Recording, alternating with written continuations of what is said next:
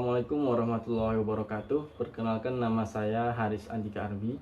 Di sini saya akan menjelaskan pemahaman saya tentang dua materi, yaitu yang pertama tentang studi Islam ilmiah antara normativitas dan historitas, dan yang kedua tentang urgensi studi Islam sebagai agama dan peradaban.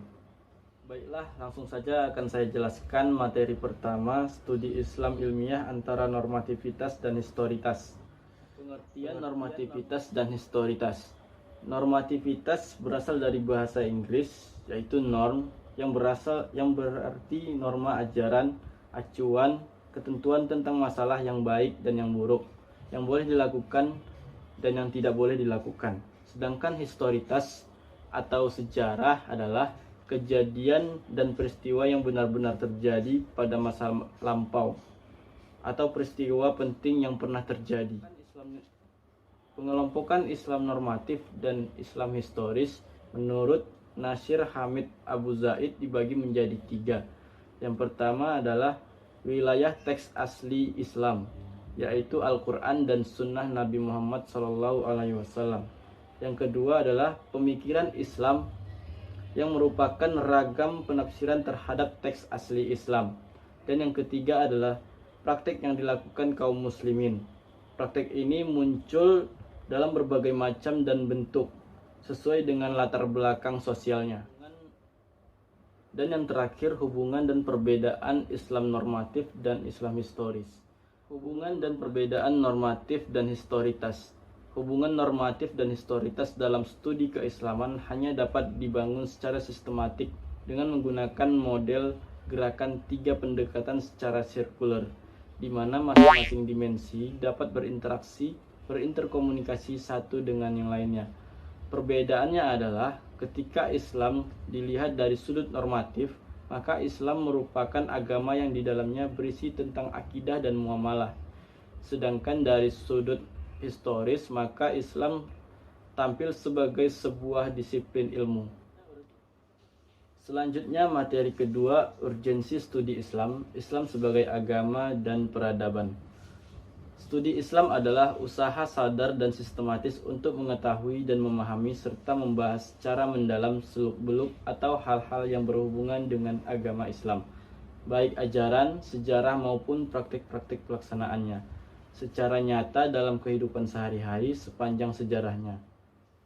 Islam rahmatan lil alamin merupakan simbol komitmen bersama untuk menjunjung tinggi nilai-nilai kemanusiaan, mengajarkan kepekaan sosial, empati terhadap berbagai persoalan yang menimpa orang lain, sehingga setiap individu ataupun kelompok sosial terjamin haknya sebagai manusia merdeka dan bermartabat.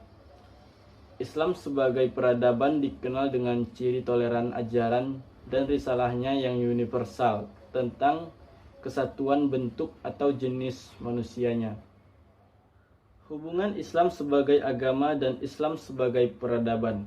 Islam sebagai peradaban berarti dalam ajaran Islam terdapat aspek hablum minallah dan hablum minan nas, aspek vertikal dan horizontal. Dalam sejarah perkembangannya, Islam telah menjadi ruh bagi sebuah peradaban. Peradaban Islam yang berkembang di Arab dan mengungguli peradaban lain selama berabad-abad. Sementara Islam sebagai agama menyuruh umatnya untuk masuk ke dalamnya secara kafah, meyakini dan mengamalkannya dalam seluruh aspek kehidupan. Hanya itulah yang dapat saya jelaskan tentang pemahaman saya terhadap dua materi tersebut. Apabila ada salah kata dan perbuatan, mohonlah dimaafkan. Saya akhiri. Wassalamualaikum warahmatullahi wabarakatuh.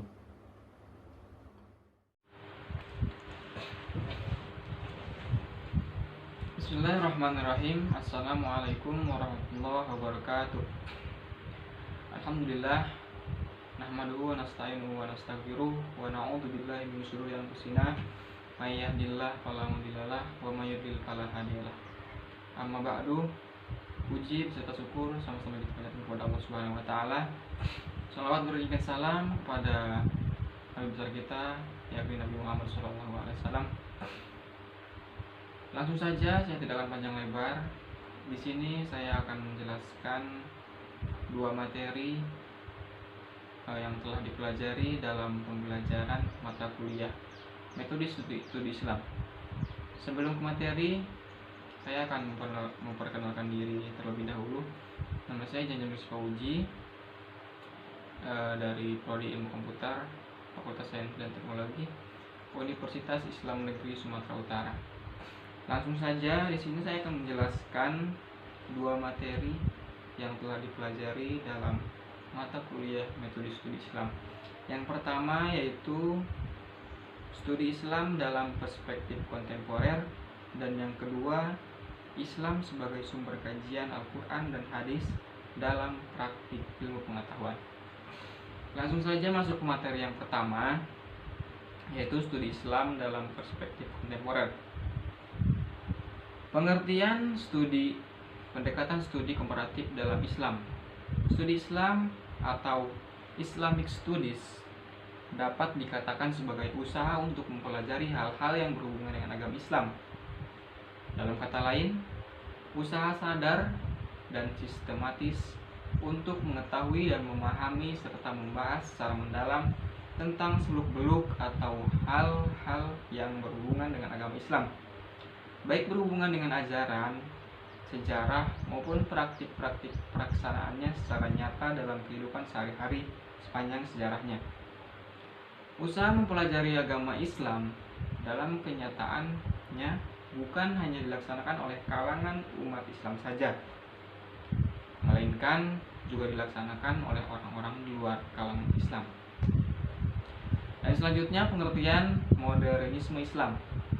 Modernisme Islam adalah anak kandung peradaban Barat modern. Dalam pengertian, kehadirannya memberi respon terhadap apa pemikiran yang berkembang di Barat, kemudian dicarikan padanannya dengan Islam. Bagi kaum modernis, Islam harus belajar dari kemajuan Barat tanpa meninggalkan inti ajaran Islam sendiri. Modernisme Islam tidak sendiri dalam melihat Barat, sebab ada 3 varian dalam melihat hubungan itu. Yang pertama, kelompok yang menolak sama sekali kemajuan dari Barat. Yang kedua, varian yang mengambil bulat-bulat apa yang datang dari Barat.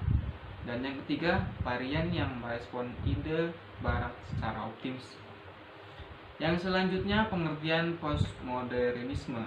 Tentang postmodernisme bagi umat Islam, makin berat ketika paham ikutan yang dibawa postmodernisme kemudian dijadikan sebagai landasan berpikir para sarjana Islam semacam Muhammad Abid Al-Jabiri, Muhammad Arkon, Hasan Hanafi, Nasr Hamid Abu Zaid, Muhammad Syahrur, dan lain-lain.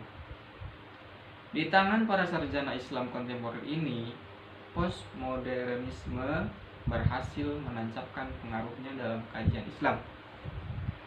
Dan yang selanjutnya, doktrin-doktrin postmodernisme yang menjadi tantangan berat bagi Islam antara lain yang pertama nihilisme, yang kedua relativisme, dan yang ketiga pluralisme. Sekian mungkin penjelasan dari materi yang pertama, dan kita akan lanjut ke materi yang kedua, yaitu yang berjudul Islam sebagai sumber kajian Al-Quran dan hadis dalam praktik ilmu pengetahuan. Langsung saja, hakikat ilmu pengetahuan dalam Al-Quran dan hadis. Pada dasarnya, hakikat ilmu pengetahuan adalah untuk mencari kebenaran secara ilmiah. Namun, dalam Al-Quran dan hadis, hakikat ilmu pengetahuan bukan semata-mata untuk mencari kebenaran yang bersifat ilmiah, melainkan untuk mencari tanda-tanda, kebijakan-kebijakan, dan rahmah. Ilmu pengetahuan dalam Al-Quran. Ilmu pengetahuan dalam Al-Quran adalah merupakan salah satu isi pokok kandungan kitab suci Al-Quran. Bahkan kata ilmu itu sendiri disebut dalam Al-Quran sebanyak 105 kali, tanpa dengan kata jadinya ia disebut lebih dari 744 kali. Allah telah meletakkan garis-garis besar sains dan ilmu pengetahuan dalam Al-Quran. Manusia hanya tinggal menggali, mengembangkan konsep dan teori yang sudah ada, antara lain sebagaimana terdapat dalam Quran Surat Ar-Rahman ayat 33. Al-Quran adalah kitab induk, rujukan utama bagi segala rujukan, sumber dari segala sumber, basis bagi segala sains dan ilmu pengetahuan. Al-Quran adalah buku induk ilmu pengetahuan, di mana tidak ada suatu perkara apapun yang terlewatkan. Semuanya telah diatur di dalamnya, baik yang berhubungan dengan Allah, hablum minallah, sama manusia, ataupun sama manusia, hablum minannas, alam, lingkungan, ilmu akidah, ilmu sosial, ilmu alam, ilmu empiris, ilmu agama, umum, dan sebagainya. Yang selanjutnya, pentingnya belajar menurut Al-Quran dalam surah Al-Alaq ayat 1-5. Surah Al-Alaq ayat 1-5 mengandung perintah membaca. Membaca berarti berpikir secara teratur atau sistematis dalam mempelajari firman dan ciptaannya. Berpikir dengan korelasikan antara ayat kauliyah dan kauniyah, manusia akan mampu menemukan konsep-konsep sains dan ilmu pengetahuan. Contoh elaborasi sains secara Qur'ani. Yang pertama, disiplin fisika, misalnya tentang tata surya. Yang kedua, disiplin biologi, contohnya tentang darah. Yang ketiga, disiplin bahasa. Yang keempat, disiplin matematika. Dan yang terakhir, disiplin kimia, tentang atom atau air. Yang selanjutnya, ilmu pengetahuan dalam hadis. Hadis-hadis Nabi juga sangat banyak yang mendorong dan menekan, bahkan mewajibkan pada umatnya untuk menuntut ilmu, sebagaimana sabda Rasulullah SAW yang artinya menuntut ilmu itu suatu kewajiban kepada setiap muslim. Hadis tersebut memberikan dorongan yang sangat kuat bagi kaum muslimin untuk belajar mencari ilmu sebanyak-banyaknya, baik ilmu agama maupun ilmu-ilmu umum, karena suatu perintah kewajiban tentunya harus dilaksanakan dan berdosa hukumnya jika tidak dikerjakan. Lebih lanjut, Rasulullah mewajibkan kepada umatnya untuk menuntut ilmu sepanjang hayatnya, tanpa dibatasi usia, ruang, waktu, dan tempat sebagainya. Sebagaimana sabdanya, tuntutlah ilmu dari buayan sampai liang lahat, dan tuntutlah ilmu dari dan tuntutlah ilmu sekalipun sampai ke negeri Cina. Itu salah satu hadis tentang menuntut ilmu. Yang selanjutnya, peranan hadis dalam perkembangan ilmu pengetahuan. Prinsip-prinsip eksperimental telah lebih dahulu diakui oleh Rasulullah, dan masalah dunia yang bersifat teknis seperti urusan pertanian, pabrik, kedokteran, sejenisnya. Eksperimen yang dianggap bermanfaat menjadi tuntunan syariat, sebagaimana eksperimen yang dianggap berdampak negatif oleh syariat ditolak. Apabila kita ingin mengambil suatu contoh perhatian dalam Islam, khususnya Rasulullah SAW terhadap ilmu eksperimental, maka ilmu kedokteran adalah yang bersenyawa dengan hadis. Ada yang paling tepat di dalam ilmu ini, sikap Al-Quran bersenyawa dengan hadis. Yusuf Qaradawi memperkenalkan prinsip-prinsip asasi yang dibawa oleh Islam, sebagaimana fondasi berdirinya suatu ilmu kedokteran yang sempurna. Pertama, Islam menetapkan nilai tubuh dan hak tubuh atas pemiliknya. Sesungguhnya kamu mempunyai kewajiban terhadap tubuhmu. Hadis riwayat Imam Muslim dalam kitab sahihnya dari riwayat Abdullah bin Amr bin As. Yang kedua, mengatasi muskilah imam dengan qadar yang oleh sebagian orang dianggap menafikan, berobat dan mencari penyembuhan. Ketika Nabi SAW ditanyakan tentang obat-obatan yang dipergunakan untuk menyembuhkan dan tindakan pencegahan dengan pertanyaannya, apakah ia dalam kurung obat-obat itu dapat menolak ketentuan Allah? Beliau pun menjawab, dengan tajam dan gamblang. Ia termasuk takdir Allah. Yang ketiga, Islam membuka pintu harapan untuk dokter-dokter dan untuk orang-orang sakit mengenai dimungkinkannya penyembuhan dari penyakit apapun, dan mengubur rasa putus asa yang bisa menghancurkan jiwa serta menolak pemikiran yang mengatakan adanya penyakit yang tersembuhkan. Dalam hubungan ini terdapat beberapa hadis dari Abu Hurairah, Allah tidak menurunkan penyakit kecuali Dia menurunkan penyembuhnya. Hadis riwayat Bukhari. Dari Jabir, setiap penyakit ada obatnya. Apabila suatu obat tepat digunakan untuk suatu penyakit, insya Allah akan sembuh. Hadis riwayat Ahmad dan Muslim. Yang keempat, Islam mengakui adanya sunatullah dalam penyakit menular. Rasulullah bersabda, larilah kamu dari penyakit lepra seperti kamu melarikan diri dari singa. Yang kelima, melakukan perlawanan terhadap apa yang disebut dokter sihir dan dukun serta yang sejenisnya. Lebih lanjut, Yusuf Qaradawi dalam Halal wal Haram mengutip hadis yang diriwayatkan oleh Bukhari, sesungguhnya Allah tidak menjadikan kesembuhanmu dengan sesuatu yang Ia haramkan atasmu. Hadis riwayat Bukhari. Yang keenam, ucapan, perbuatan, dan pengakuan Nabi Sallallahu Alaihi Wasallam merupakan ikatan baik dalam menunjukkan ke arah pengobatan yang benar, pengobatan yang dilandasi ilmu dan eksperimen, bukan untuk mencelakakan dan mengaku-ngaku. Yang ketujuh, dalam satu hadis Rasulullah bersabda, siapa yang melakukan praktik dokter dan dia tidak diketahui identitas kedokterannya, dalam kurung, bila terjadi sesuatu, dialah sebagai jaminannya. Dengan demikian, orang-orang yang mengaku dokter dapat dibersihkan dan kepada mereka ditimpakan tanggung jawab atas kesalahan yang diperbuat mereka dalam mendiagnosis dan memberi pengobatan. Mungkin dicukupkan sekian penjelasan dari saya. Alhamdulillah telah selesai dua materi yang sudah pernah kita pelajari, yang sudah pernah saya pelajari dalam mata kuliah metode studi Islam. Mungkin cukup sekian yang dapat saya sampaikan. Lebih kurangnya saya mohon maaf. Bila taufiq wal hidayah. Assalamualaikum warahmatullahi wabarakatuh.